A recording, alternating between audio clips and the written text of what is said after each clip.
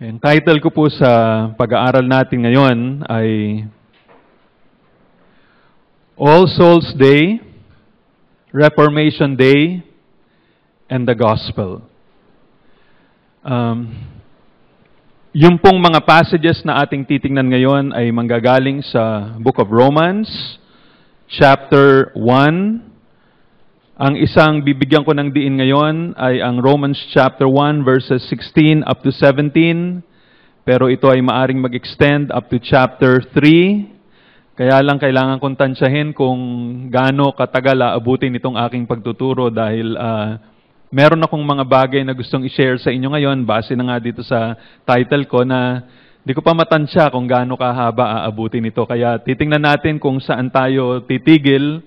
At itutuloy ko, malamang hindi ko matatapos talaga ito, itutuloy ko yung ating pag-aaral next week, Lord willing. Pero matatouch po natin ang ilang mga bagay na related sa Ebanghelyo na makikita natin dito sa Romans chapter 1. Pero para bigyan lang natin ng passage itong ating pag-aaral ngayon, turn your Bibles to Romans chapter 1, verses 16 and 17. Romans chapter 1, verses 16 and 17. Sabi po rito ni Apostle Paul, "For I am not ashamed of the gospel, for it is the power of God for salvation to everyone who believes, to the Jew first and also to the Greek. For in it the righteousness of God is revealed from faith to faith, as it is written, the righteous shall live by faith." So ulitin ko po ang title sa ating pag-aaral ngayon, All Souls Day, Reformation Day, and the Gospel. Recently po ay meron akong na-encounter na dalawang festivals na pinapractice ng dalawang opposite religious groups. In a way, related siya, pero at the same time, magkakontra siya. And I am referring to the festival na nangyari po sa Roman Catholic community na tinatawag na Hallow Mass. Papaliwanag ko maya-maya kung anong ibig sabihin nun. And the other occurred in some parts of the Protestant churches na tinatawag na Reformation Day. Now, I want to talk about these two events, and then mula dito sa dalawang events na to, I want to bring you to the Bible, particularly to the book of Romans, to show you anong sinasabi ng Biblia tungkol na may connection dito, na nagpapakita sa atin kung ano ba talaga ang ibig sabihin ng Ebanghelyo. Okay, now, let me begin with unang-una dito sa festival na tinatawag na Hallow Mass. I am quite sure na majority, o kaya siguro lahat dito sa atin, ngayon pa lang siguro narinig itong salitang ito. Kung merong nakarinig na nito, siguro ilan-ilan lang talaga. Pero I'm quite sure na karamihan sa atin. Kasi ako ngayon ko lang narinig itong salitang ito, Hallow Mass. Ano ba ibig sabihin nito? Well, itong term na to, ang spelling niya ay parang sa Hallowed be thy name, di ba? H-A-L-L-O-W tapos M-A-S, parang Christmas. Pero ito, Hallow Mass. Okay? So, this is also known as Triduum of All Hallows. Yun yung ngayon I'm giving you mga technical terms na ginagamit ng Catholic Church na hindi masyadong common. Pero ibig sabihin nito another term for Hallow Mass is ito nga, Triduum of All Hallows or Triduum of All Saints. So yung hallow doon can be translated saints. Ano ba ibig sabihin nitong Triduum? This is the 3-day period in celebration of remembering the dead. So, merong 3 araw na sineset aside ang Roman Catholic Church in order to celebrate remembering the dead. So, 3 araw yon. Ano-ano itong 3 araw na yon? Ang unang araw is All Hallows Eve. All Hallows Eve. Yung ikalawang araw, All Saints Day or All Hallows Day. Tapos yung ikatlo, All Souls Day. So itong tatlong mga araw na ito are celebrated on October 31, November 1, and November 2. Okay, so taon-taon yun nagawa. So, ang Hollow Mass is a time to remember the dead, including yung mga martyrs, yung mga kinoconsider na saints ng Roman Catholic Church, and all faithful departed Catholics. Okay, ito ay nagsimulang ma-establish noong 8th century AD. Now, isa-isay natin. Ano yung All Hallows Eve na sineselebrate ng October 31? Ito yung unang araw ng Hollow Mass. So, ito yung All Hallows Eve. It means the evening before All Hallows Day. O yung All Hallows Day, di ba? All Saints Day. So, yun yung gabi bago dumating ang All Saints Day or All Hallows Day. So, ito ay ginagawa ng October 31. And the more common term for this day is Halloween. Okay. Yung Halloween is a combination of two words. Hallow, okay, and the Scottish word for eve, which is even. So parang hallow even. Pero in Scots, the contracted form of even is E'-en. So parang tinanggal mo yung V. Kaya, or in. Yun ang shorter form ng even or eve. And so over time, yung All Hallows Even evolved into Halloween. Okay, so yun yung dahilan kung bakit may Halloween. Okay, so naintindihan na natin, no? Ibig lang sabihin nun, ulitin ko, All Hallows Eve.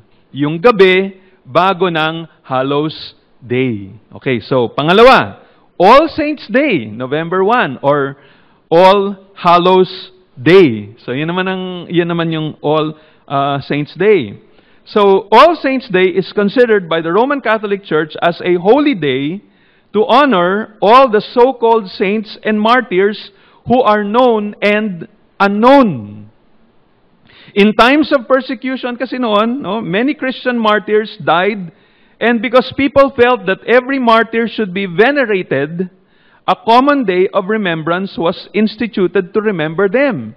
Kung minsan kasi sa isang araw, kunyari may persecution, biglang 300 kagad ang pinatay ng mga Kristiyano, 300 kagad ang martyrs, hindi nila ma-set aside ang certain days for every martyr. So ginagawa nila, pinagsama-sama na lang nila at lahat ng mga martyrs na hindi masyadong kilala, pinagsama-sama nila sa isang araw upang kung sakali man, meron silang na-miss na mga santo o mga martyrs na i-venerate, dun na lang pagsama-samahin, dun sa tinatawag na All Saints Day.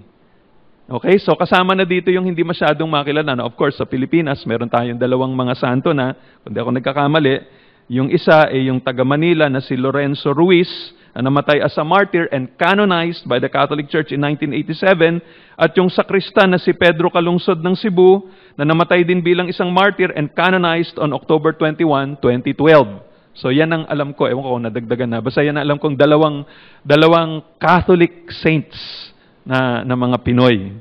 Okay, now ngayon, yung common practice ng mga Katoliko bumisita sa mga sementeryo to place flowers and candles on the graves of their loved ones on All Saints Day. Actually, November 1, imbis na November 2. November 2 pa yung All Souls Day. Pero, normally, parang napagsama na nila, ang celebration natin ng pagpunta sa mga puntod, sa mga mahal, mga namatay, lalo na sa mga Katoliko, ginagawa ng All Saints Day, kaya November 1. So yan ang naging practice hindi lang sa Pilipinas, pati sa ibang mga lugar. No? Parang nakita nila na gano'n na yun nangyayari. Now, ikatlo, dito sa tinatawag na Hollow Mass, yung All Souls Day, November 2. So ito ang ikatlo at huling araw ng Hollow Mass, ito nga ang All Souls Day. Now, itong All Souls Day is also a solemn feast in the Roman Catholic Church commemorating all Catholics who have died and, pakinggan nyo to, no? Who have died and who have not yet been purified and reached heaven. Yan naman ang All Souls Day. So, All Saints Day, ito yung mga nakarating na ng langit. Ito yung mga martir, mga santo, mga wala na sa purgatorio. Nandun na sila sa langit. No? So, ito yung mga santo na sila. Saints, kaya All Saints Day. Pero All Souls Day, ito yung mga namatay pa lang, pero hindi pa sila purified at hindi pa nakakarating ng langit. In other words, sila ngayon ay nasa purgatorio. And they are being cleansed from their venial sins and the temporal punishments for the mortal sins na maaring naikumpisal na nila, pero yung mga konektadong kaparusahan doon, hindi pa nila nababayaran. So, dapat nilang pagbayaran yon sa purgatorio bago sila makapunta ng langit. Okay, yun yung All Souls Day. Okay? So, the custom of setting apart a special day for intercession for certain of the faithful on November 2nd, yung pag-pray para sa mga patay, itong November 2, was first established in the 11th century. Meron kasing isang legend na kumalat nung panahon na yon. Meron daw isang pilgrim na galing sa Jerusalem at nadala ng isang bagyo sa isang isla, sa isang desolate na island. And there was a hermit living there na nagsabi sa kanya na dito daw sa mga batuhan, merong isang bangin na pwede kang makipag-usap sa mga taong nasa purgatorio. At dun daw ay laging naririnig yung mga iyak at groanings ng mga tortured na mga kaluluwa sa purgatorio. Yun ang legend. The hermit also claimed that he heard that the demons were complaining, narinig daw niya, yung mga demonyo daw doon, nagko-complain daw, dahil napakalakas daw ng mga prayers nung mga taong buhay, lalo na raw yung mga monks, parang mga pare na nakatira sa Cluny, dito sa France. And so, nagrereklamo sila kasi dahil sa prayer sila masyado malakas, may mga nakakaalis dun sa purgatorio ng mga kaluluwa. So, nung itong taong ito, na napadpad dito sa isla na ito, bumalik na sa France, no, doon sa kanilang lugar, bigla niyang pinuntahan yung pinaka-head ng mga monks dun sa Cluny. Tapos, dahil dito, nung nabalitaan ng head ng mga monks o ng mga pari doon na, ganun pala ka-effective yung mga prayer natin, sinet nila ang November 2 as a day of intercession para sa mga kaluluwa sa purgatorio. Now, of course, legend lang yun, no? Hindi natin makikita yun sa Bible, pero yun ang paniwala nila. Now, from Cluny, etong custom na to ay kumalat sa lahat ng mga iba pang mga Cluniac order, at ito'y kumalat pa sa napakaraming mga monasteryo sa Europa. And then finally, later, of course, pagdating ng panahon, ito ay inadopt ng maraming mga iglesia sa France, and then spread throughout the Western Church, and later on in the 14th century, it was accepted by Rome. No, na ginawa na nilang talagang official na itong November 2, gagawin nila talaga as a day to pray para sa mga kaluluwa na nagsasuffer sa purgatorio. Okay. So, ang tanong, bakit hindi tayo mga tumatawag sa ating sarili ng mga evangelical Christians, why should we not celebrate etong Hollow Mass? Lalo na itong All Souls Day. Ang dahilan dito ay sapagkat itong 3-day period of celebration in remembering the dead is inseparably connected to the unbiblical teachings of the Roman Catholic Church. Kontra kasi ito sa tinuturo ng Biblia eh. At particularly, ito ang mga false teachings na konektado masyado dito sa Hollow Mass. Una, yung maling katuruan tungkol sa mortal and venial sins. Yung maling turo yun tungkol sa kasalanan. Dinidistinguish ng Roman Catholic Church na meron tinatawag na mortal at saka venial sins. Ikalawa, yung tinatawag na 3 states of the church. Merong 3 state of being na kinoconsider ng Roman Catholic Church. Maya-maya paliliwanag ko kung ano ibig sabihin yan. At kasama yan yung katuruan patungkol sa purgatorio. Ikatlo, yung tinuturo nilang tinatawag na Communion of Saints, na nakalagay yan sa tinatawag na Apostles' Creed. Meron yung portion sa bandang huli nakalagay, I believe in the Holy Catholic Church, the Communion of Saints. Kung yung mga former Catholics dito, maalala ninyo yan. And then, yung isa pang maling katuruan na tinatawag na Treasury of Merit and Indulgences. Okay, so yung mga yan. So, paliwanag ko kung ano ibig sabihin ito. Una, yung mortal at saka venial sins. Ang Roman Catholic Church, merong ginagawang pagkakaiba sa dalawang klaseng kasalanan, tinatawag lang mortal at saka venial na mga klase ng mga kasalanan. Yung mortal sin is, definition nila, a grave violation of God's law that turns man away from God. So, pag ito'y ginawa mo, at hindi ka nagsisi mula rito, alam niyo mangyari pag ikaw ay namatay. Pag ikaw ay namatay, committing mortal sin, o kaya nakakommit ka ng mortal sin at hindi mo pinagsisihan yung mortal sin mo, you go straight to hell. Yan ang turo ng Roman Catholic Church. Hindi ka nadadaan ng purgatorio. Walang purgatory for you. Pag ikaw ay nag-commit ng mortal sin at hindi ka dumaan ng sacrament of penance at hindi ka dumaan ng ritual ng Catholic Church, basta ikaw, kunyari, ikaw nangre-rape ng isang tao, biglang nahuli ka ng mister, binaril ka, namatay ka, hindi ka nakapagsisi, katoliko ka, diretso ka ng impyerno. Hindi ka nadadaan ng purgatorio. Yun yung mortal sin.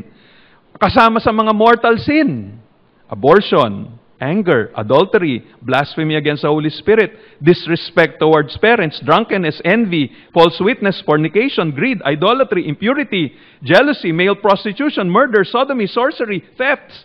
Yan ang listahan nila at marami pang iba. So, minsan nakakagulat, mortal sin pala yun. Yes, they consider yung disrespect towards parents as mortal sin. And so, if you are a child, in the Catholic point of view, pagka ikaw disrespectful sa iyong mga magulang at namatay ka and you did not repent from your mortal sin, when you die, you go to hell. Ibig sabihin, wala nang kabuluhan yung mga prayers for the dead, para sa'yo. No, you don't. Hindi kasama yun sa katuruan nila na pag ikaw ay nasa impyerno, ipagpe-pray ka pa. Okay, so yun yung mortal sin. Now, in contrast to that, meron din tawag na venial sin. Venial sin means forgivable sin. And it does not set a person in direct opposition to the will and friendship of God. Although, sabi nila, moral disorder pa raw yun, it does not deprive the sinner of friendship with God and consequently, the eternal happiness of heaven. Ibig sabihin ito, in other words, kung ikaw ay nag-commit lamang ng venial sin, kahit hindi mo yun naikumpisal, dahil hindi ito nasisira yung relationship mo daw sa Panginoong Diyos. Pag namatay ka, kahit na hindi mo naikumpisal yung venial sin mo, mapupunta ka pa rin ng langit. Pero, kailangan mo munang dumaan ng purgatorio. Okay, so yun yung venial sin.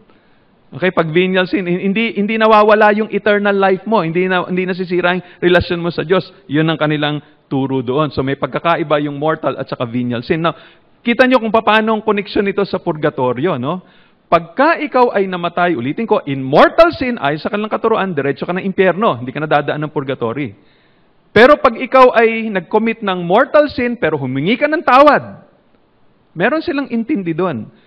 Merong kabayaran na dapat mo pang pagbayaran pag ikaw ay humingi ng kapatawaran. Pag nag-commit ka ng mortal sin, kahit na ikaw ay pinatawad na, meron kang dapat bayarang parang parusa na may connection doon sa mortal sin mo. Pero, pag naikumpisal mo, restored ka na sa Panginoon. Yun lang, kulang lang talaga na dapat mong bayaran yung kasalanan mo. So, pagbabayaran mo yun, kung hindi mo mapagbayaran dito sa lupa, pagbabayaran mo yun sa purgatorio.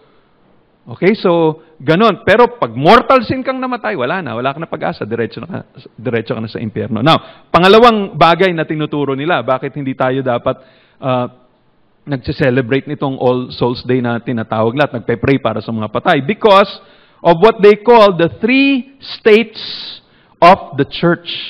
3 states of the church. Meron tinuturo ang Catholic theology na yun daw mga Kristiyano, sabi nila, dumadaan o merong dinadaan ng 3 states of being. Yung isa, yung tinatawag nilang the church militant. So ito daw, yung mga Katoliko na in-embrace nila yung doktrina ng Roman Catholic Church, sila yung nabinyagan at nag-submit sila dito sa hierarchy ng Roman Catholic Church. So ito yung mga tinatawag nating faithful na mga Katoliko. So yan yung isang, buhay pa sila, nandito pa sila sa mundong ito. They're part of the church. Pero pangalawa, yung tinatawag na church triumphant. Ito naman, yung mga Katoliko na faithful, namatay sila, tapos sila ay namatay in God's grace and friendship, and they have been perfectly purified. And so now, they are in heaven. Kasama dyan sila Mary, mga apostles, Christian martyrs. Pero, at sila wala na sa purgatorio, nalagpasan na nila yon. So sila ay tinatawag na church triumphant. Yan yung ikalawang state of being na tinatawag ng Roman Catholic Church. So yung faithful na buhay pa, faithful na Katoliko, yung mga nasa langit na mga Katoliko, pero merong ikatlong state. Those who are suffering in purgatory. Yan yung ikatlong state. Ayon sa katuruan ng Katoliko, immediately after death, pag ikaw ay namatay na Katoliko, a person undergoes judgment in which the soul's eternal destiny is specified. So yung iba pupunta ng langit dahil maayos na maayos yung buhay daw nila dito sa mundong ito. But there will be those who will die in mortal sin and they will go straight to hell. In addition to heaven and hell, Catholicism views a third state before being admitted to heaven. According to Catholic doctrine, some die, ito yung nabanggit ko kanina, in venial sin, for which there was no true repentance, but they are not so sinful so as to be thrown to hell. So, ano ang mangyari sa kanila? Well, sila ay mapupunta ng purgatory. No, meron pang paglilinis na gagawin sa kanila. Now, according to the Catholic Church, such souls will ultimately go to heaven. Yung mga nakakumit ng mortal sin, pero naikumpisal nila yung kanilang kasalanan dito sa pare, okay? Hindi nasira na-restore yung kanilang relationship sa Panginoon Diyos, friend pa rin sila ng Panginoon, pero pagbabayaran pa nila yung kanilang mga kasalanan. At saka yung namatay in venial sin, dahil hindi naman yung ganun ka-serious na kasalanan, so hindi pa rin nasira yung relationship sa Panginoon. And so, ultimately, ito, pakinggan nyo ng buti ito, ultimately, lahat ng dadaan ng purgatory, ayon sa turo ng Catholic Church, will go to heaven. Lahat ng pumunta ng purgatory, walang mapupunta ng impyerno pag dumaan ng purgatory. Pupunta rin yun sa langit, pero yun yung last stage of sanctification para sa kanila. So lahat ng mga kasalanang hindi pa nila napagbayaran dito sa mundong ito, dun nila pagbabayaran sa purgatorio.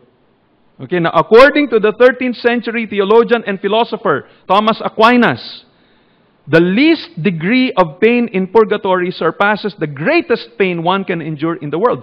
Yung pinaka-mild na kahirapan na dadaanan daw ng isang kaluluwa doon sa purgatorio, mas sigit pa kaysa sa pinakamatinding sakit na dadaanan ng isang tao dito sa mundong ito. Ganun daw ang pain na dadaanan sa purgatory.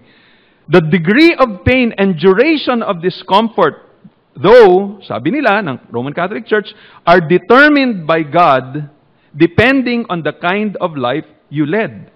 Sabi nila, those who die suddenly without the last rites might remain in purgatory for hundreds or even thousands of years.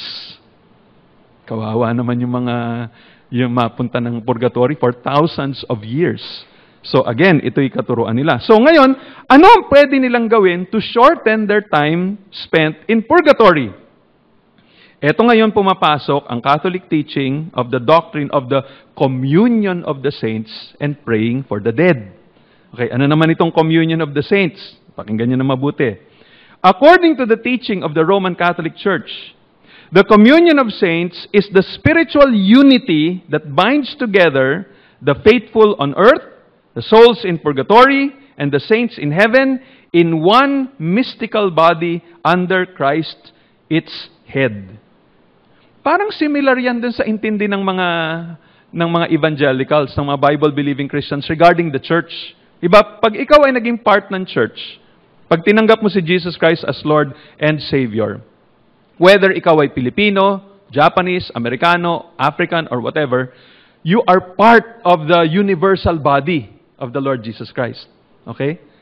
Now, ang Roman Catholic Church, meron din siyang ganun, pero parang medyo extended yung kanyang definition ng church.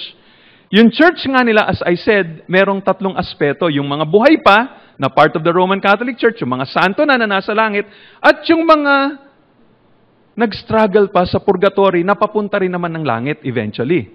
So sabi nila, itong tatlong grupo ng mga tao na ito, yung faithful na mga Catholics dito, yung mga nagsasuffer sa purgatory, at yung nasa langit, they all belong to the mystical body of Jesus Christ. Na tinatawag na the body of Christ. So isa lang daw sila. Okay? And within this union, itong pagkakasama-sama nila, sabi nila dito, merong tinatawag nilang abundant exchange of all good things. Ibig sabihin nun, na yung mga kabutihang ginagawa ng ibang mga tao within these three groups, makaka-benefit pa yung iba. Ibig sabihin nun, kunyari, yung mga santo, di ba, may ginawa silang kabutihan. Pwede nilang ipag-pray yung mga nandito sa, yung mga tao dito na buhay. Pwede nilang ipag-pray yung mga kamag-anak nila na nasa purgatory. O kaya, pag sila may sakripisyong gagawin dito, makaka-influence at makaka-apekto dun sa mga kamag-anak nila na nasa purgatory kung i-consider nila yun as an indulgence. So, mamaya, paliliwanag ko kung ano ibig sabihin. Pero yun yung communion of saints. In other words, ganun na lang yung kanilang communion na bawat isa dito sa ibang grupo na to, sa tatlong grupo na to, makaka-apekto sa bawat isa. Kaya nga sinasabi nila, since those who have died are also members of the communion of saints, it is the belief of the Catholic Church that the living can help those whose purifications from their sins is not yet completed, not only by prayer, but also by obtaining indulgences for them. So, pwedeng maka-apekto dahil nga dito sa understanding nila ng communion of saints. Catholics believe suffering is lessened and the soul's journey to heaven is quickened by the saving prayers and masses and by the giving of alms or the purchase of indulgences. Schools, almshouses, and hospitals were built by the wealthy in the hope of reducing to a minimum the time it would take to cleanse their souls. Yung iba po, nagpagawa ng mga chapel na merong mga pari doon na in-install nila who would say prayers for their souls. Meron pong mga hari na nagpatayo ng mga chapel at naglagay sila ng mga pari doon upang araw-araw ipag-pray sila at ang kanilang mga kamag-anak pag sila'y namatay. Kasi yun nga ang understanding nila ng communion of saints eh. Kahit yung mga tao dito, pwede lang ma-impluwensyahan yun nasa kabilang buhay. Ano suporta nila for doing this? Itong praying for the dead. Well, the supposedly biblical support they use for the practice of praying for the dead ay itong apocryphal Old Testament book, 2 Maccabees, chapter 12, verses 43 up to 46. Hindi nyo makikita yan, of course, sa Bible ninyo, kaya nga apocrypha yan eh. Ayan yung mga dinagdag sa 66 books natin, ano? Okay, so, eto, mababasa natin, eto may kita nyo sa mga Catholic versions ng Biblia, na merong taong nagngangalang si Judas, na commander ng mga forces ng Israel. Sabi doon, and let me read to you from their translation, making a gathering sent 12,000 drachmas of silver to Jerusalem for sacrifice to be offered to the sins of the dead, thinking well and religiously concerning the resurrection. For if he had not hoped that they that were slain should rise again, it would have been superfluous and vain to pray for the dead. And because he considered that they who had fallen asleep with godliness had grace laid up for them, it is therefore a holy and wholesome thought to pray for the dead that they may be loosed from their sins. Pero kailangan maintindihan niyo yung context na to. Parang, to put it in my own words, ang sinasabi rito ay ganito. Etong si Judas, nakita niya na itong mga kasamahan nila namatay sa gera, sa digmaan. Tapos na-discover niya na itong mga ito, meron kasing mga suot-suot na mga parang mga anting-anting o mga idols. May dala-dala silang mga idols. So nakita niya na kaya sila namatay dahil pinarusaan sila ng Panginoon Diyos.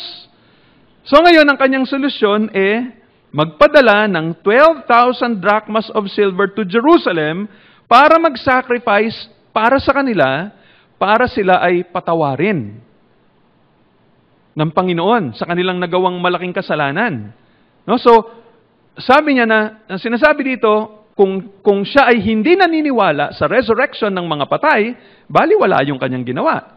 Di ba? Kung hindi na naman pala sila mabubuhay uli. So dahil daw naniniwala siyang mabubuhay sila uli, yun ang dahilan kung bakit niya ginawa yun. Pero alam niyo kung isipin niyo na mabuti, kahit na sabihin na lang nating nasa Bible yun, kunyari, no?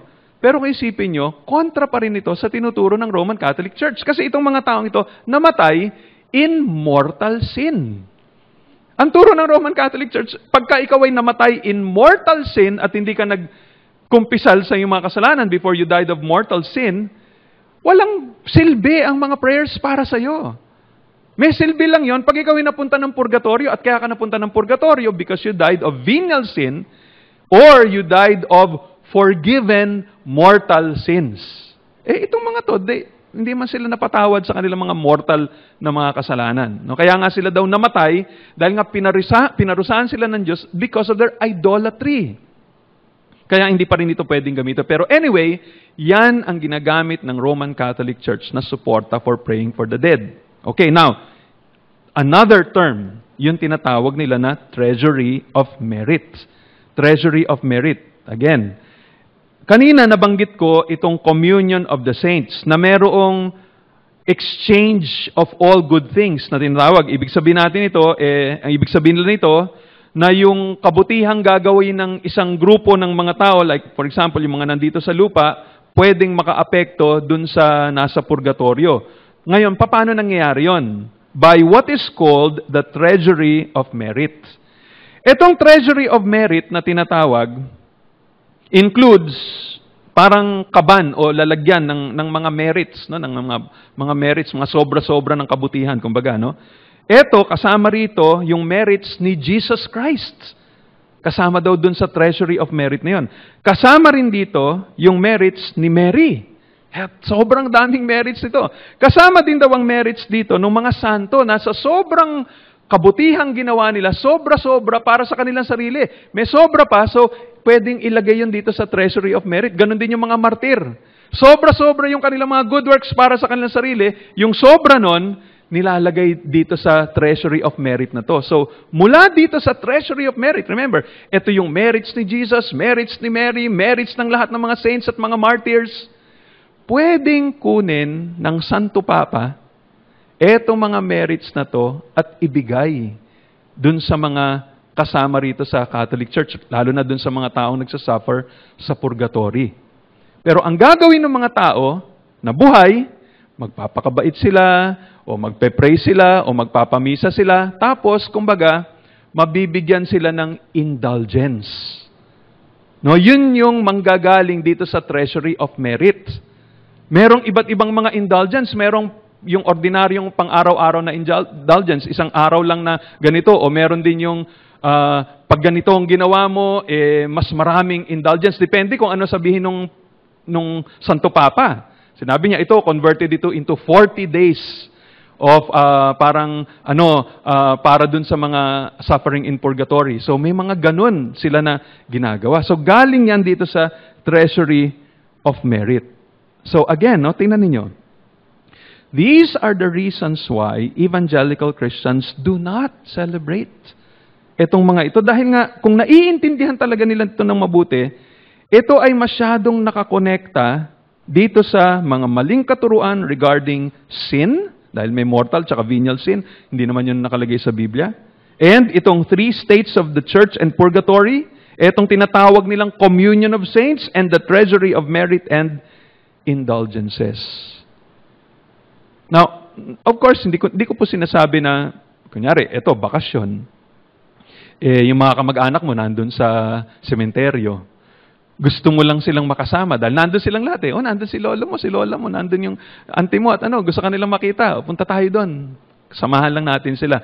There's nothing wrong with that.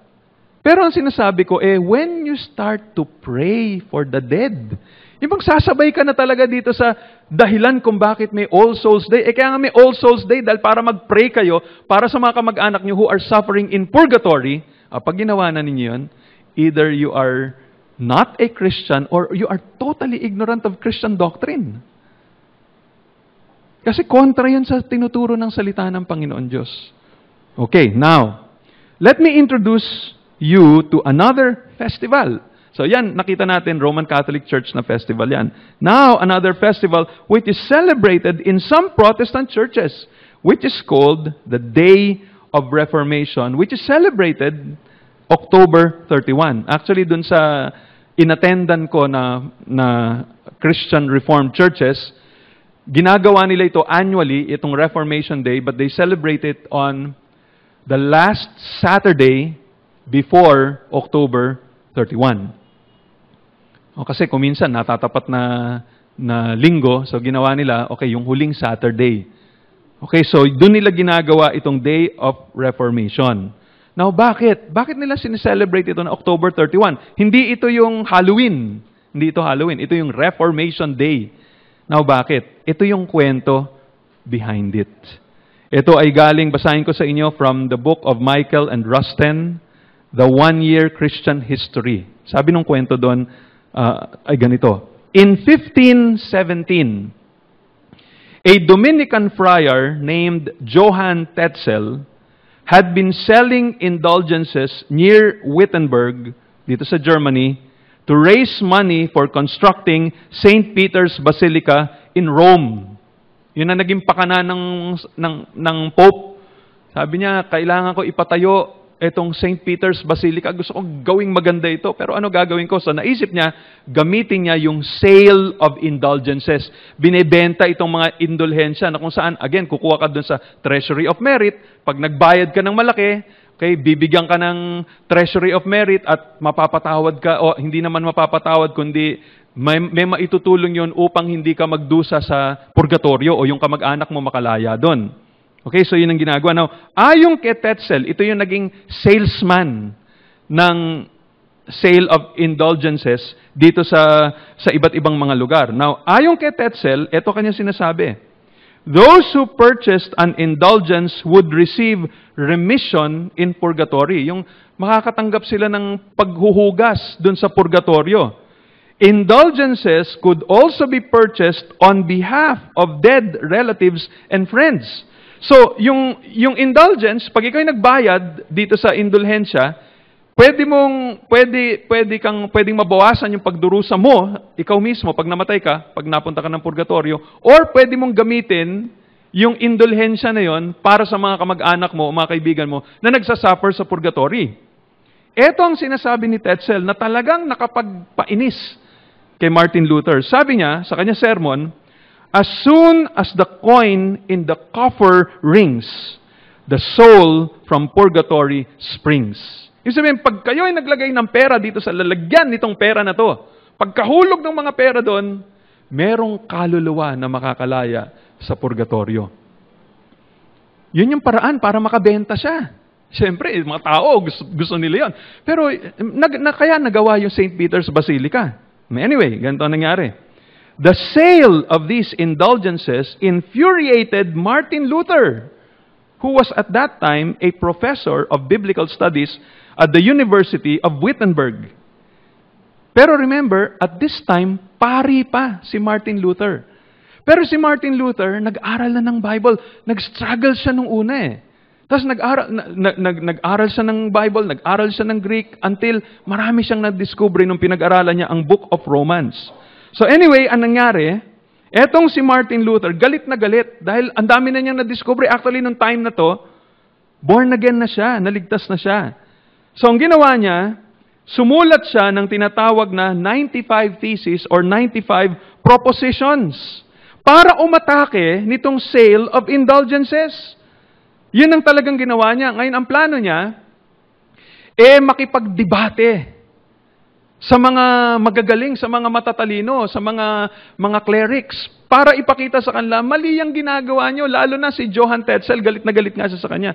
Mali yon. Kasi ang nangyari pa rito, parang kinukuha yung pera ng Germany na dadala sa Rome, na siya, masyado siyang nationalistic, ayaw na ayaw niya rin yon, kaya galit na galit din siya.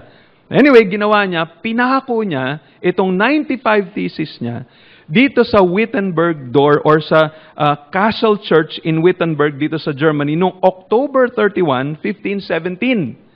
Ngayon, kailangan maintindihan ninyo yung context nito. October 31, November 1, All Saints Day, November 2, All Souls Day. Kasama sa kanilang tradisyon nun, nilalabas nila lahat ng mga relics nila. Yung mga buto ng mga santo, ngipin ni ganito, buhok ni santo ganyan o ganon, dinidisplay nila at isang lugar na talagang gusto nilang i-display yon sa Wittenberg Church. Kaya pagdating ng piyesta ng All Saints Day at All Souls Day, ang daming mga pilgrims, Ang daming mga bisita doon. Dahil nga binebenta yung indulgence, ang sinasabi rin, pagka kayo ay nagpunta sa araw na to, pagka tiningnan ninyo ito, pag humalik kayo dito sa ngipin ni ganito o sa buhok ni ganito, hinawakan nyo ganito, grabe yung katumbas doon na indulgence. Kaya ang daming mga tao. So pagpako ni Martin Luther nung kinagabihan, pagdating ng umaga, lahat ng taong dumaan doon, nabasa yung 95 Theses. Although it was written in Latin, dahil ang intention naman ni Martin Luther, talagang kumbaga yung mga professors lang ang kalabanin niya sa isang debate, ang nangyari, na-excite yung mga tao na nabasa nila, yung mga marurunong, translate nila yung 95 Theses into the German language and to different languages. Ito pa rin ang isang naging problema nung time na yun. Na-imbento na yung printing press. Dahil na-imbento na yung printing press, naikalat nila lahat yung mga yon sa kung saan-saan. Nagulat si Martin Luther after some time, kung saan-saan na kumalat yung 95 Theses niya at hindi niya na-realize na nakatanim na pala doon ang mga buto. Hindi lamang ng mga katuruan against indulgences, but the seeds of the Reformation.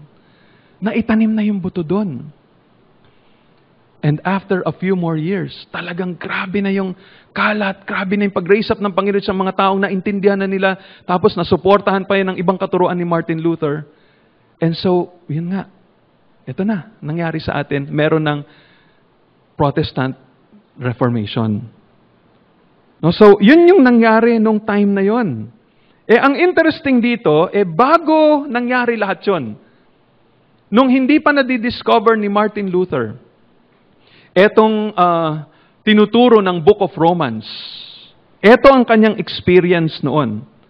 Dati, maayos na, napakabait niya na pare, hindi tulad ng maraming mga pare at mga obispo at mga popes nung panahon na yun na puro immoral. Siya talaga napakabait. And he was an earnest monk in the Roman Catholic Church. Pero ang problema nun, he had no peace in his soul. He wanted to please God and he wanted to be accepted by Him. Pero habang lalo siyang nagsusumikap na mapalapit siya sa Panginoon Diyos, lalo niyang nakita ang kanyang sarili palayo ng palayo sa Panginoon. Actually, sabi niya, he developed a secret anger against God. Alam niyo kung bakit? Dahil ang kanyang intindi nung time na yon, napakataas ng standard of righteousness na ginawa ng Panginoon Diyos para sa tao, and it is impossible for man to attain it. Kaya parang sasabi niya, Lord, ba't ganon? Nire-require mo kami na ibigin kayo ng buong puso, ibigin ng aming kapwa, tulad ng pag-ibig namin sa aming sarili. Ang taas-taas ng standard mo, tapos pag hindi namin maabot yun, papupuntahin mo kami ng impyerno. Kaya sabi niya, kahit na anong pagpupumilit niya na gawin, lahat yun, lagi siyang pumapalpak. Siya na yung pinakamabait siguro na pare nung panahon na yun. Kaya imbis na mapalapit sa Diyos at ibigin niya ang Diyos, lalo siyang nagalit sa Panginoon Diyos. Now, ang ginawa ni Martin Luther, in desperation, inaral niya yung mga sulat ni Apostle Paul, particularly yung letter ni Paul to the Romans. At nung nag-aral na siya ng Greek, tapos inaral niya yung Romans, nung umabot siya ng Romans chapter 1 verse 17, dun niya nakita yung solusyon dun sa kanyang problema.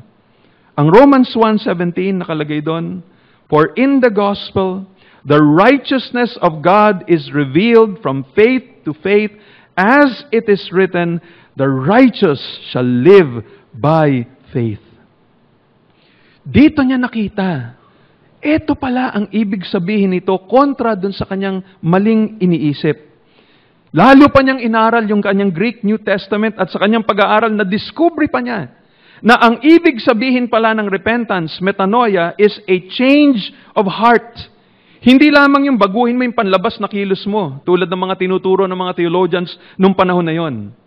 Kaya't nung naintindihan ng mabuti ni Martin Luther kung ano ibig sabihin ng righteousness of God, naintindihan niya yung ebanghelyo, naintindihan niya yung repentance,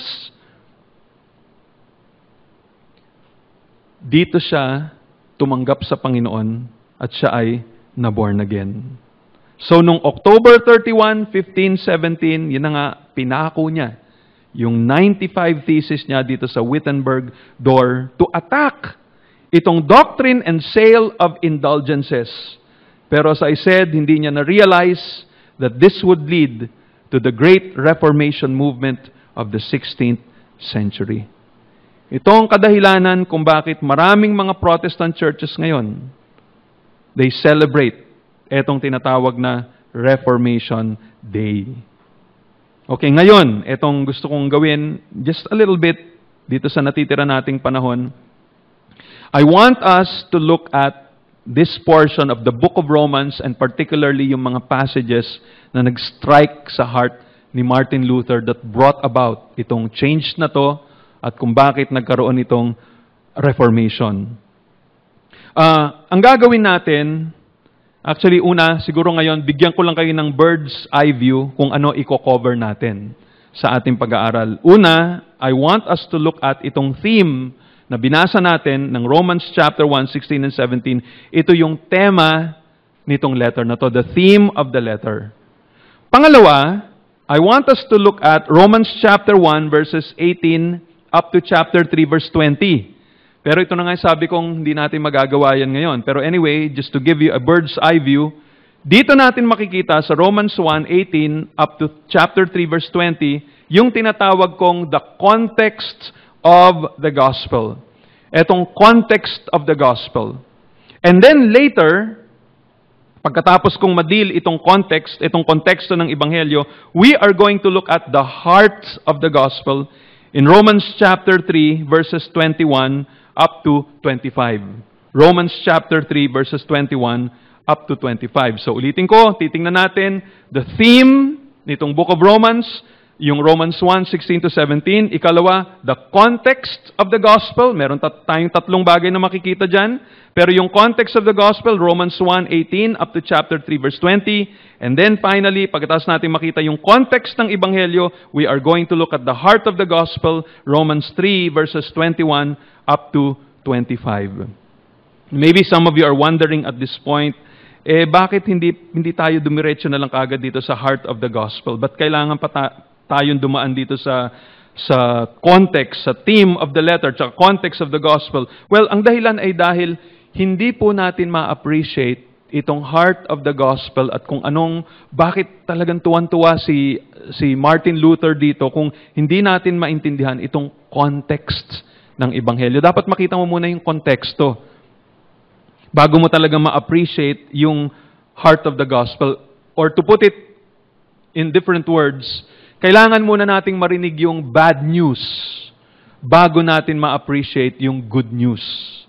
So yun yung context. Bad news muna. Then later, yung good news. Pero siguro ngayon, ang titingnan lamang natin na madali is the theme of the letter. Yung tema nitong letter na to in Romans chapter 1 verses 16 and 17. So turn your Bibles to that portion. Romans 1:16 up to 17. So dito natin makikita, pagkatapos ng greetings ni Apostle Paul, na binanggit niya sa chapter 1 up to verse 1 up to verse 15. Ito yung mga greetings niya and introductory remarks. Paul states the theme of the letter. Ito yung tema niya sa verses 6 and 7 of chapter 1. Sabi niya, "For I am not ashamed of the gospel, for it is the power of God for salvation to everyone who believes, to the Jew first, and also to the Greek. For in it the righteousness of God is revealed from faith to faith, as it is written, the righteous shall live by faith." Maraming mga Bible teachers who consider these two verses as containing the most life-transforming truth that God has put into men's hands. Ito yung nakapagbabago ng buhay. Ito yung katotohanan ng nakakapagbago ng buhay na binigay ng Panginoon Diyos sa mga tao. Yan ang kinoconsider ng ibang mga maayos na mga Bible scholars. Itong Romans 1:16 and 17. Paano ito nagsisimula? Sabi ni Paul, "I am not ashamed of the gospel." Sabi ni David Martin Lloyd-Jones, itong "I am not ashamed of the gospel" is a figure of speech na ginamit daw ni Apostle Paul na talagang parang this is just his negative way of saying something that is very positive. No, parang kumbaga, ang ibig sabihin niya ng "I am not ashamed of the gospel" is I am very, very proud of the gospel. Pero ito ay isang figure of speech, parang isang way na para mong minamaliit ang isang salita, pero sa totoo, yung kabaliktaran na ng gusto mong ipahiwatig sa kanila, parang sarcasm, di ba? Or kaya irony. Meron kang sinabing ganito, pero kabaliktaran ng ibig mo sabihin. So ganun din ito. Nung sinabi niyang, I am not ashamed of the gospel, ang gusto niya sabihin dito is, I am really very, very proud of the gospel. I am so excited to preach the gospel. I love the gospel so much. I'm willing to give my life for the gospel. I'm willing to preach the gospel everywhere. Yun ang kanyang ibig sabihin. No? Ang tanong, why does he feel that way? Bakit ganun ang kanyang pakiramdam? Ba't niya sinasabi, I am not ashamed of the gospel? Dito sa verses 16 and 17, meron tayong makikita na 4 na kadahilanan kung bakit ganun ang kanyang pakiramdam. Una, sabi niya, for it is the power of God for salvation. Kaya masyado siyang excited sa Ebanghelyo, kaya hindi niya ikinahihiya ang Ebanghelyo. Sabi niya, because it is the power of God for salvation. Ang ibig sabihin nito ay ganito. The gospel is a divine message which releases the power of God to transform the sinner and rescue him or her from the power of sin, death, and the devil. Ulitin ko yun. The gospel is a divine message which releases the power of God to transform the sinner and rescue him or her from the power of sin, death, and the devil. Kita ninyo, ang nakakapagligtas sa tao ang Ebanghelyo. Kaya sabi ni Paul, hindi ko ikinahihiya ang Ebanghelyo because it is the power of God unto salvation. No? Naisip niyo na ba yon? Ano ang pinangahawakan ninyo na sa tingin niyo magdadala sa inyo ng kaligtasan? Are you thinking of your good works? Are you thinking of your religiosity? Are you thinking, pinag-aral ko yung ganito, sinuportahan ko yung aking mga in-laws, tinulungan ko yung ganito, nagsakripisyo ko para sa aking asawa, ginawa ko itong mga ganito, nag-OFW ko para suportahan yung aking pamilya. Kahit na yung mister ko hindi na ako na lang ang sumuporta sa kanila. So, people are thinking, yun ang makakapagligtas. Sabi ni Paul, hindi. Hindi yun ang pinagmamalaki ko. Hindi niya sinabing, hindi ko ikinahihiya yun. Hindi niya sinabing, hindi ko ikinahihiya yung mga good works ko, yung pagbabasa ko ng Bible, yung pag-attend ko ng church, dahil ito ang kapangyarihan ng Panginoon na magdadala sa akin ng kaligtasan. Hindi yun. Sabi niya, it is the gospel. Ang Ebanghelyo. Kailangan tanungin ninyo ang inyong sarili, alam mo ba ang Ebanghelyo? Pinangahawakan mo ba yung Ebanghelyo? Do you know what the gospel is? Are you holding on to that? Have you experienced the power of that word or that message? Talagang naramdaman mo, you are delivered from your sins. The Holy Spirit's work has come upon you. You experience transformation of life. Pag hindi nyo naintindihan yung sinasabi ni Paul. Kaya yun ang una niya sabi. Another thing na may kita natin dito. Second, the gospel is for everyone. Para sa lahat ang Ebanghelyo. Tinan niya, sabi niya uli, I am not ashamed of the gospel, for it is the power of God for salvation to everyone. It is to everyone, para sa lahat. Yung mga tiningnan natin kanina about the Roman Catholic Church, yung mga nagbe-benefit ng indulgences, yung pinakamalaking nagbe-benefit doon, yung mapera. Pag ikaw ay may pera, ikaw ay hari, milyon-milyon ng pera mo, kaya mong kaya mong magpagawa ng chapel, kaya mong mag-hire ng mga pare para mag-conduct ng eternal mass para sa iyo at para sa iyong mga kamag-anak, napaka-quote, swerte mo. Pero ang problema, paano kung wala kang pera? Ano kung pulubi ka? Paano kung hindi ka man lang makabili ng card na nilalagay doon sa funeral, ano tawag doon? Mga eternal, ewan ko, anong tawag doon? Yung mga card na gano'n na, sorry na lang sa'yo. Magdusa ka sa purgatory for thousands of years kung sakali man doon ka mapunta. Ang problema, ito pa malungkot. Marami na yatang napunta na impyerno na hindi pa sinasabi ng mga pari na nasa impyerno na yung kamag-anak mo, huwag na kayo mag-pray para dyan. Hindi man lang sinasabi, totoo Parang ito, gumawa na ng karumal-dumal na krimen. Tapos nun, papatawag yung pare, Father, pakibless naman yung bangkay mag-conduct ka naman ng funeral service. Tapos may mga magaganda pang sinasabi, talagang pinagpe-pray pa na siya, sana mapunta siya ng langit. Namatay siya in mortal sin. Wala ng kabuluhan lahat ng mga prayers para doon sa kanya. Kasi nasa impyerno na siya. Ang prayer dito sa turo ng Catholic Church is only for those who are in purgatory. Kaya maintindihan natin yan. Minsan, feeling ko, niloloko yung mga tao. Pinagkukwartahan na lang yata itong mga to. Para ano ba yan? Sabihin nyo naman ng totoo, be honest. Turo nyo yung doktrina nyo sa kanila ng mabuti. I can speak this way kasi dati akong Katoliko magpapari sana ako magpapari ako, hindi lang ako natuloy. Pero yun yung dahilan kung ba't nung binabasa ko na naman to, sabi ko, ito pala yung ginagawa namin noon. Hindi ko naintindihan. Mas lalo ko nakikita, sabi ko, kaya nga, alam niyo sa totoo, sabi ko sa sarili ko, Lord, thank you for the Bible. Thank you for the gospel. Thank you, Lord, naintindihan ko itong mga bagay na ito. Kaya na ikalawa, the gospel is for everyone. Whether you are Jew, whether you are Gentile, whether you are kahit sino ka, whether you're rich, you're poor, the gospel is for you. Fair ito para sa lahat. Ikatlo, the third reason why Paul is not ashamed of the gospel is because it reveals the righteousness of God. Alam niyo, susi yan. Ito yung kinatutuwa masyado ni Martin Luther, righteousness of God. Dati, pag nababasa niya itong phrase na to, righteousness of God, natatakot siya. Dati, pag naririnig niya itong righteousness of God, nagagalit siya sa Diyos. Kasi nga sabi ko sa inyo, ang intindi niya ng righteousness of God, ito yung perfect standard of righteousness ng Panginoon Diyos. Ito yung kabutihang dapat mong gawin para maging acceptable ka sa Panginoon. Pero itong kabutihan na ito, dapat ayon sa standard ng Panginoon Diyos na perfect. You should love the Lord with all of your heart, mind, soul, and strength. And you should love others as you love yourself. Ang problema, si Martin Luther, pinilit na niyang magpakabait. Grabe yung fasting niya. Grabe yung mga sakripisyo niya. Pero alam niya na hindi siya umabot dun sa standard na yon.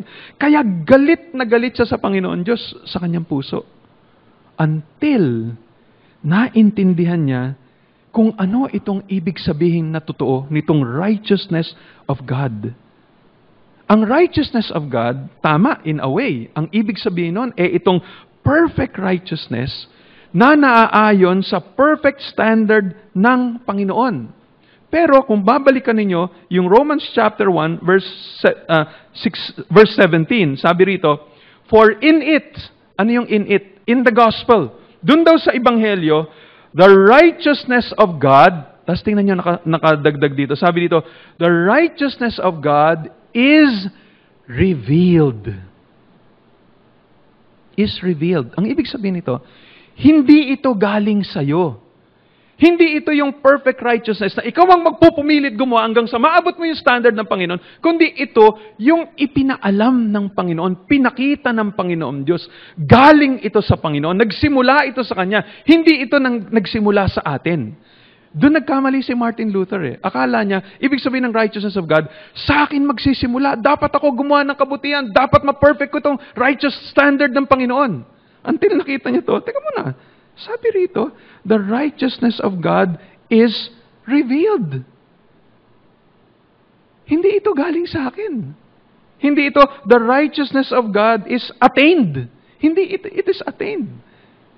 Sabi niya, the righteousness of God is revealed. Ibig sabihin, this is something we could never have discovered on our own. Hindi natin ito madidiscover sa sarili natin. Hindi natin ito magagawa sa sarili natin. It is revealed. It is only by God's revelation that we can know this. Revelation lang ng Panginoon. Ano pa ibig sabihin ng righteousness of God? Sabi ko nga, yung righteousness of God refers to that state or condition of perfectly conforming to God's perfect law and holy character. Ang problema nga, sino makakaabot nun? Hindi mo maabot itong perfect standard ng Panginoon Diyos, yung perfect requirements ng Panginoon, hindi natin matupad yun. Pero yun ay kasama dito sa righteousness of God. Pero kasama rin sa righteousness of God, ganito. The righteousness of God that is revealed refers to the perfect righteousness of Jesus Christ.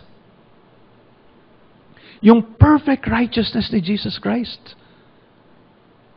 Yun yung righteousness, yun lamang ang righteousness na makakaabot dito sa perfect standard ng Panginoon.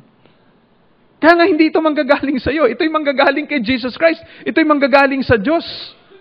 Kaya niya pinadala si Jesus Christ sa atin upang ipakita itong perfect righteousness na ito. Ngayon, dagdag pa. Ito pa ang isang bagay na makikita natin dito sa Romans 1:16 and 17. Itong dahilan kung bakit hindi ikinahihiya ni Paul itong ebanghelyo. Because it shows that salvation is something that we can receive by faith only.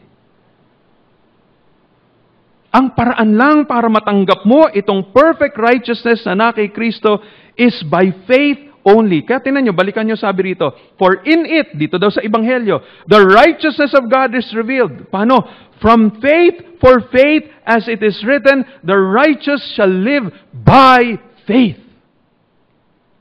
Ang sinasabi dito ni Paul, kaya hindi ko ito kinahihiya kasi ang paraan para matanggap natin itong perfect righteousness na dati ay kay Kristo at mapupunta sa atin, ito'y matatanggap sa pamamagitan ng pananampalataya. And dear friends, itong pananampalataya, it is not a good work. Yung iba kasi akala, mahirap din pala eh.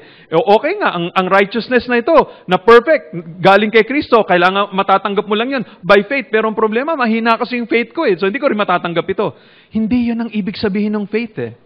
Ang ibig sabihin ng faith dito, sabi nga ng ating Panginoon, kahit na ang faith mo is as small as a mustard seed.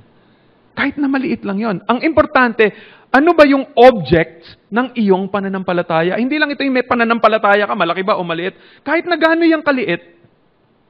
Pero kung ang object ng pananampalataya mo ay si Kristo, matatanggap mo pa rin yun. Kasi ang ibig sabihin lang ng faith dito yung bukas na palad ng isang pulubi na nagpapalimos at humihingi ng tulong sa lahat ng taong dumadaan sa kalye. At sabing, maawa naman po kayo sa akin, limusan nyo naman ako, bigyan nyo naman ako kahit magkano lang. Hindi niya ipinagmamalaki yung kanyang kamay na nakabukas. Yung kamay niyang nakabukas, yun instrumento lang upang matanggap niya yung pera na ibibigay sa kanya. Kaya nga sabi ni Paul, kaya nga ako natutuwa dito, kaya nga ako excited Kasi ito para sa lahat na to Nung ibig sabihin nito, ang salvation is not for those who are boasting of their good works or their religiosity or their faithfulness in doing their spiritual disciplines. It is not for those who are of noble birth or powerful or the wise or the strong.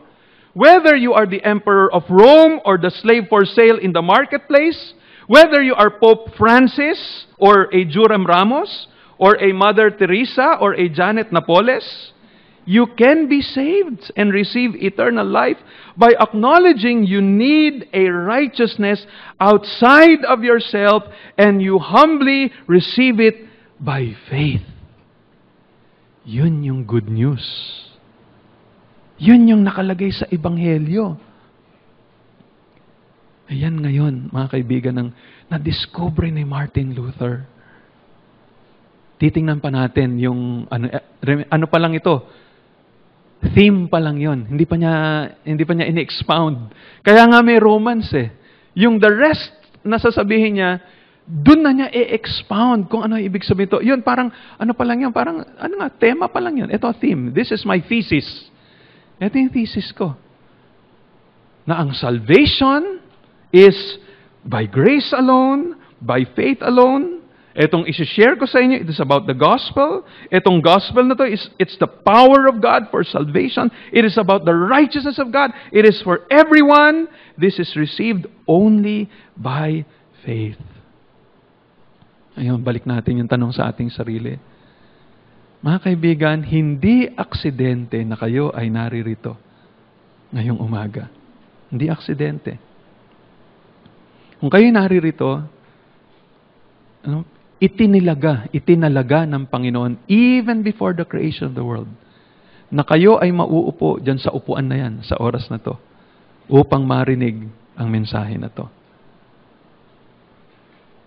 Maring yung iba sa inyo talagang nagugulat sa inyong naririnig. Parang, ngayon ko lang narinig. Of course, marami sa atin dito. Lagi na ninyong naririnig ito in different words. So, alam na ninyo kung ano to. Pero, there are some of you, parang bago talaga ito sa inyo. This may be the very first time you've heard this good news. Kaya nga sinabi, magandang balita Isipin nyo, nagsabi na ba kayo sa inyong buhay, Lord, thank you so much for the gospel.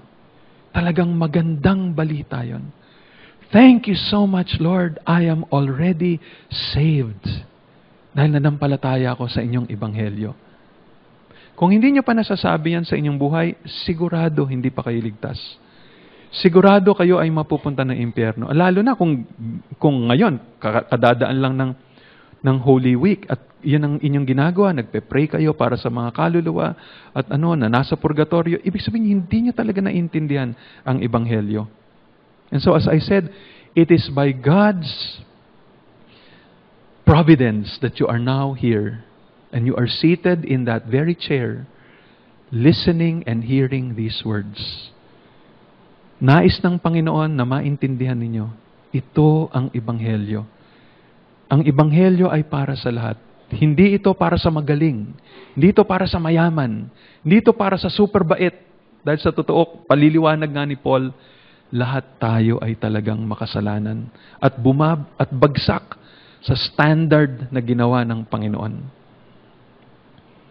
Kaya't kung meron dito na inyong nararamdaman na bago itong mga naririnig nyo, pero at the same time may nararamdaman kayong parang humihipo ng inyong puso, na parang may masarap sa inyong puso na natutuwa kayo na hindi nyo maintindihan, maybe it is the Holy Spirit stirring up your heart and saying, anak, yan ang magandang balita. Yan ang magliligtas sa iyo. Anak, ngayon na ang araw ng iyong kaligtasan. Maniwala ka sa ebanghelyong ito. Tanggapin mo si Jesus Christ sa iyong puso. Tanggapin mo ang kanyang sakripisyo. Huwag yung sakripisyo mong gamitin mo. Hindi yan katanggap-tanggap sa akin. Yung perfect sacrifice ni Jesus nung siya'y namatay sa Kalbaryo, yan ang tanggapin mo. Yan ang panghawakan mo. Yung perfect righteousness ni Christ, yan ang sabi mong, Lord, ilagay mo sa akin. At pag yan ang pangahawakan mo at magpapakumbaba ka, sabihin mo, Lord, hindi ko po kayang iligtas ang aking sarili. Kung gagayahin mo yung kriminal na nakapako sa tabi ng Panginoong Hesus nang siya'y napako sa cross at sinabi niya, Lord, Jesus, remember me when you enter your kingdom. At sinasabi niya, Lord, kung hindi mo ako aalalahanin, mapupunta ako ng impyerno dahil masama ako. You have to come to that point and say, Lord, I deserve to go to hell. I need you. I need your grace. Have mercy upon me. Kung gagawin mo ngayon at magtitiwala ka sa Panginoon, tatalikuran mo ang iyong kasalanan at tatanggapin mo ang Panginoong Hesus. Ang galit ng Panginoon Diyos ay matatanggal at ikaw ay gagawing anak ng Panginoon Diyos. Hindi dahil sa iyong kabutihan, ulitin ko, ito'y dahil sa kabutihan ni Kristo na ilalagay sa iyong record. Kumbaga, titingnan ng Panginoon Diyos ang perfect righteousness ni Kristo na pinangahawakan mo at tatanggapin ka niya at titingnan ka niya bilang isang perfectly righteous person. Wala nang iba. Yan ang magandang balita. Tayo po'y manalangin. Aming Panginoon, kami po'y nagpapasalamat sa oras pong ito na binigay niyo po sa amin. Salamat po na ito pong mga events or occasions na nangyari sa aming paligid ay pwede niyong gamitin upang lalong maging maliwanag kung anong ibig sabihin ng Ebanghelyo. I pray, Father, na ang Holy Spirit niyo po ang siyang kumilos sa puso ng lahat ng naririto, lalo na po ang mga hindi pa po nakakakilala kay Jesus Christ. Sana po'y maliwanagan sila at sa araw na ito ay magpakumbaba sila at tanggapin si Jesus Christ, tanggapin ang kanyang sakripisyo, isuko nila ang kanilang buhay sa Panginoon Hesus ngayon. Can you just do that right now, silently, maybe wherever you may be, sa inyong upuan, kausapin niyo lang ang Panginoon, pray to Him, ask for His grace, ask for His mercy. Kapitan ninyo ang kanyang grasya at ang kanyang awa. Tanggapin niyo si Jesus sa inyong puso ngayon. And Lord, para po sa mga mananampalataya na, help us to rejoice in your word. Help us to rejoice in the gospel. Help us to really be thankful for all of the wonderful things that you've done for us, for our salvation. Panginoon, pinupuri namin kayo at sinasamba sa inyo pong kabutihan. In Jesus' name, Amen.